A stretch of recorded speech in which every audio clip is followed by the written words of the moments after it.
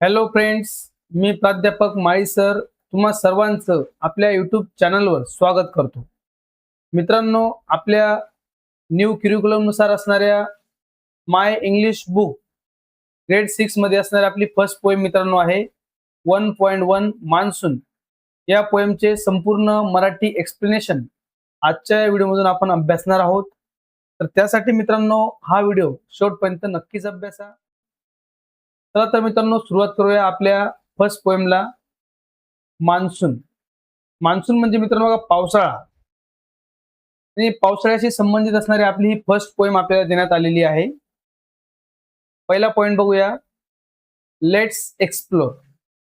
तर बघा ज्या प्रकारे आपली वॉर्मिंग अप ऍक्टिव्हिटी असते त्या प्रकारे लेट्स एक्सप्लोर ही आपल्याला फर्स्ट ऍक्टिव्हिटी दिलेली आहे. त्यातला क्वेश्चन बघा, name the 5 seasons of India and tell one feature of each. भारताचे 5 सीझन्स मित्रांनो या ठिकाणी आपल्याला सांगायचे आहेत, ऋतू सांगायचे आहेत आणि त्यांचं एक फीचर, प्रत्येकाचं एक फीचर या ठिकाणी आपण सांगणार आहोत. बघूया मग 5 इंडियाचे सीझन कोणते असतील, आपल्या भारताचे 5 सीझन बघूया. मित्रांनो आपण जर मराठी ऋतू बघितले तर आपले 6 मराठी ऋतू असतात आणि आता या 5 सीझन मध्ये आपले मराठी ऋतू कशा प्रकारे असतील ते पण समजून घेऊया. फर्स्ट सीझन आहे बघा आपला या ठिकाणी घेतलेला आपण स्प्रिंग, त्याला आपण मराठी वसंत ऋतू म्हणतो. Flowers bloom and weather is pleasant. तर बघा फुलं बहरतात या ठिकाणी, झाडांना नवीन पालवी येते, बहर येतो आणि आनंददायी असं वातावरण वेदर त्यावेळेस असतं. समर जो आपला ग्रीष्म ऋतू असतो. Very hot days and strong sunshine. या ठिकाणी मित्रांनो बघा समरमध्ये खूप उष्ण असे दिवस असतात, उन्हाळा असतो कडक आपला आणि स्ट्रॉंग सनशाईन आपल्याकडे असतं. मान्सून जो आपण मराठीमध्ये वर्षा ऋतू म्हटला जातो, त्याचं फीचर बघूया, heavy rainfall and green surroundings. Autumn शरद ऋतू आपण ज्याला म्हणतो. Clear sky and moderate weather.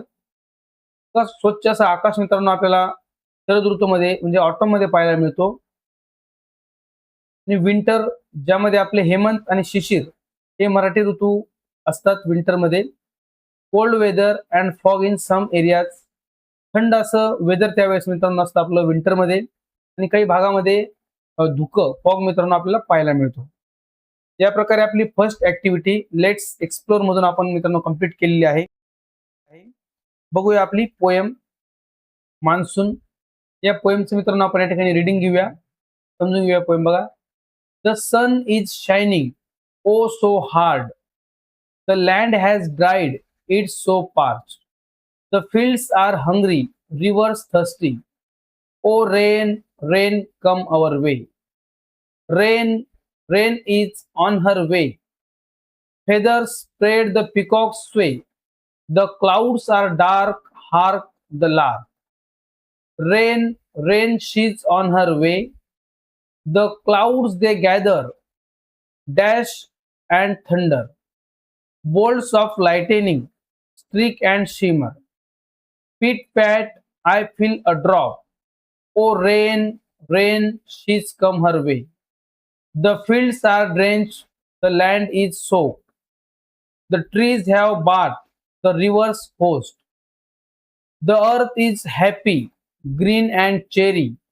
oh rain rain come again. अॅनोनमस मित्रांनो आपल्या पोएमचे जे पोएट आहेत ते अॅनोनमस आहेत, म्हणजे अज्ञात आहेत, माहिती नाही कोणी लिहिली poem.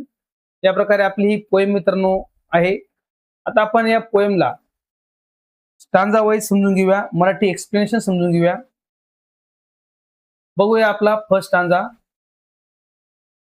The sun is shining oh so hard. बघा जो सन आहे, सूर्य आहे, तो शायनिंग करतोय मित्रांनो, आकाशामध्ये चकाकतोय, चमकतोय, तळपतो आहे. ओ सो हार्ड, खूपच हार्ड. हार्ड म्हणजे मित्रांनो तीव्रपणे.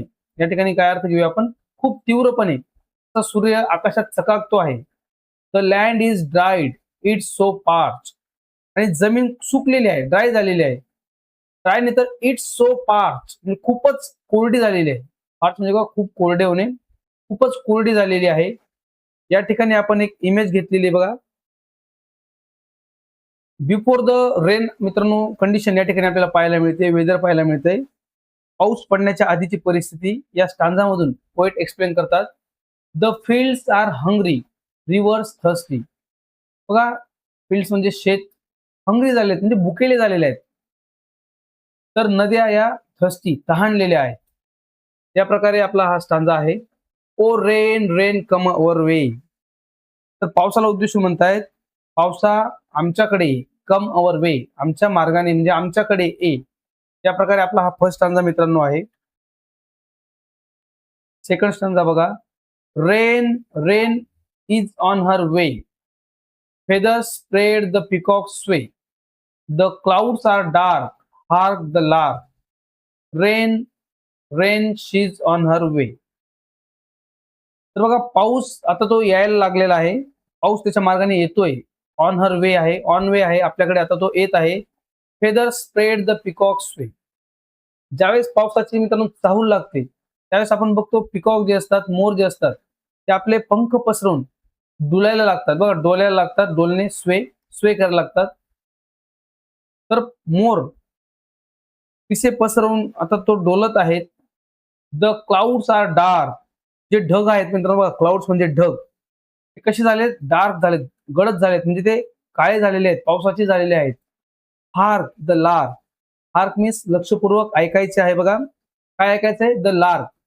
लार्क हा एक मित्रांनो पक्षी आहे, पक्ष्याचा आवाज ऐकायचा आहे, मधुर असं गाणं पक्षी गायला लागलेलं आहे. त्यांना आता पाण्याची चाहूल लागलेली आहे. रेन रेन शीज ऑन हर वे. पाऊस तो आता त्याच्या मार्गावर येतो आहे, पाऊस आता येत आहे. या प्रकारे आपला हा सेकंड स्टांजा मित्रांनो आहे. बघूया third stanza. The clouds they gather, dash and thunder, bolts of lightning streak and shimmer, pit pat fill a drop, oh rain rain she's come her way. बघा, आता ढग, क्लाउड्स दे गॅदर, ढग गोळा होत आहेत मित्रांनो, गॅदर होत आहेत. गॅदर म्हणजे एकत्र येणे, गोळा होणे. Dash and thunder. Dash means ते वेगाने धावणे, ढग इकडे तिकडे जात आहेत, त्यावेळेस पावसासाठी ढग गोळा होतात. तर आपण बघतो हायवेने ढग इकडे तिकडे जात असतात. And thunder. थंडर म्हणजे मित्रांनो ढगांचा गडगडाट होणे. ढगांचा जो आवाज येतो आपण त्यांना काय म्हणतो? ढगांचा गडगडाट. ढग गडगडाट करतायत, इकडे तिकडे जात आहेत, गोळा होत आहेत. Bolts of lightning. आणि चमकदार अशा विजांचे ते रेषा त्या आकाशात दिसत आहेत. Streak and shimmer. तेजस्वी अशा चमकणाऱ्या अशा या रेषा, या लाइटनिंग आकाशात दिसायला लागलेल्या आहेत. पिट पॅट आय फील अ ड्रॉप. पिटपॅट म्हणजे बघा, पावसाच्या थेंबांचा टप टप असा आवाज आता तो यायला लागलेला. आय फील अ ड्रॉप, मला पाण्याचे थेंब जाणवत आहेत. ओ रेन, ओ पाऊस, रेन शीज कम हर वे. तो पाऊस आता आलेला आहे, त्याच्या मार्गाने पाऊस पोहोचलेला आहे. या प्रकारे आपला हा मित्रांनो थर्ड स्टांजा आहे. लास्ट स्टांजा बघा. The fields are drench, the land is sop. बघा, जे शेती आहेत त्या ड्रेनेज झाल्या, म्हणजे मित्रांनो बघा, शेती भिजलेली आहे. The land is soak. Soak म्हणजे बघा चिंब होणे, ओली चिंब होणे. जे जमीन आहे ती ओली चिंब झालेली आहे, शेती पाण्याने भिजलेली आहे. The trees have bath, the rivers host. बस, आपले जे झाडं आहेत त्यांनी आंघोळ केलेली आहे. ज्या प्रकारे मित्रांनो आपण सकाळी आंघोळ करून फ्रेश होतो, तसं आता पाऊस पडल्यानंतर जी झाडे असतात ते आपल्याला फ्रेश पाहायला मिळतात, जणू त्यांनी आंघोळ केलेली आहे. या प्रकारे या ठिकाणी उल्लेख केला बघा. The trees have bath, the rivers host. Host म्हणजे पाण्याने फुल भरणे, म्हणजे नद्या आता पाण्याने फुल भरलेल्या आहेत आणि झाडांनी जणू आंघोळ केलेली आहे.